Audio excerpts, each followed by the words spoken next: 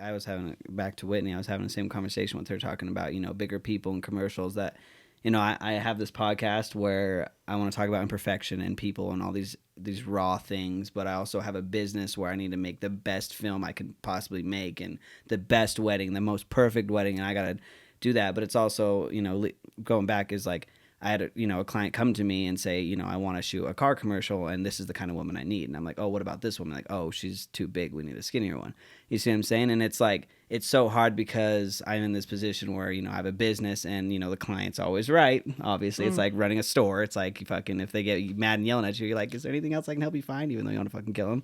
Yeah. But it's like, yeah, right. It's rough, but it's like the customer's always right, and hopefully I can get to a point in stand up and I can choose my films and things like that. But obviously we're all trying to be financially stable and just fucking get by because I'm trying to eat, you know what I'm saying? Like, and so whatever, but it's, my point being is relating it to all this is there's so much stigma that can relate to this that also is in the same thing, that because you're right, everything we see online is skinny beautiful women. It's impacted my fiance, it's impacted my mom, it's impacted so many women that I know, that it's like you got to look like this because this is perfection.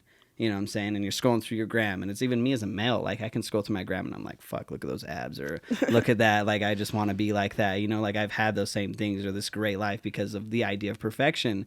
And it's fucking damaging so many people. It really is. Mentally and physically, you're just like, so like scrolling and seeing the greater lives that aren't yours.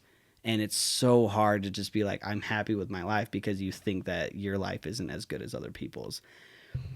But going back,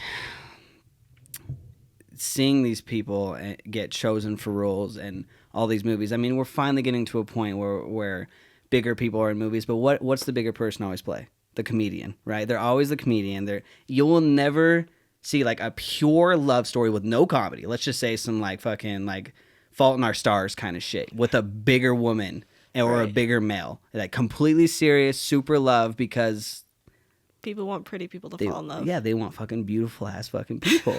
But why? But I feel like that trickles all the way down. Like, that casting of a beautiful woman trickles down to like a young kid watching it, that's the idea of beauty, and that's what it needs to be. So when he grows up and finds a girlfriend, it's like, you're not pretty enough. Like, oh, you're pretty, so we can date and be out in public because you actually meet the standards of what the movies and the media that I'm consuming looks like.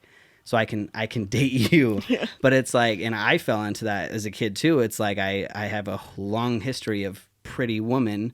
Never that I told a bigger girl or something. No, like, but it's like I chased harder the more pretty ones. Why? I mean, my ex-husband, his family, they hated me because they decided that I wasn't pretty enough for him. Jesus Christ.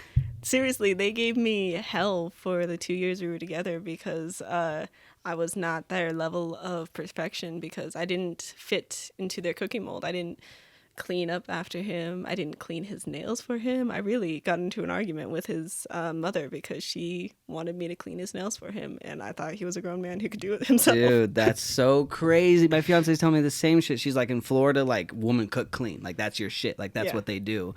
And she was telling me the same fucking shit. Yeah. Went to her boyfriend's house, and then her mom, his mom was all like, hey, you can help me do the dishes and clean, cook, do all this stuff. The very first time that she met him. Oh, like the very first, like they were like, she walked to the door, she's like, come in the kitchen, honey. Like, like, it's like, Jesus, man, they're a little behind over there. Yeah, it's an idea that's peddled by everything. I mean, in ads, you see, instead of seeing women, you see just the bodies of women. Mm-hmm. You see their chests and you see their legs, and you don't ever see their face.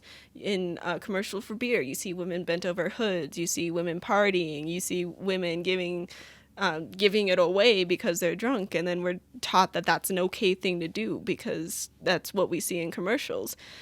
I honestly think the commercials are the worst of it. Hollywood definitely peddles some stupid ideal, but commercials really turn women from people into objects. You see their asses are used to peddle beer, their chests are used to peddle bras, but a woman can't breastfeed in public without being shamed for it. Yeah.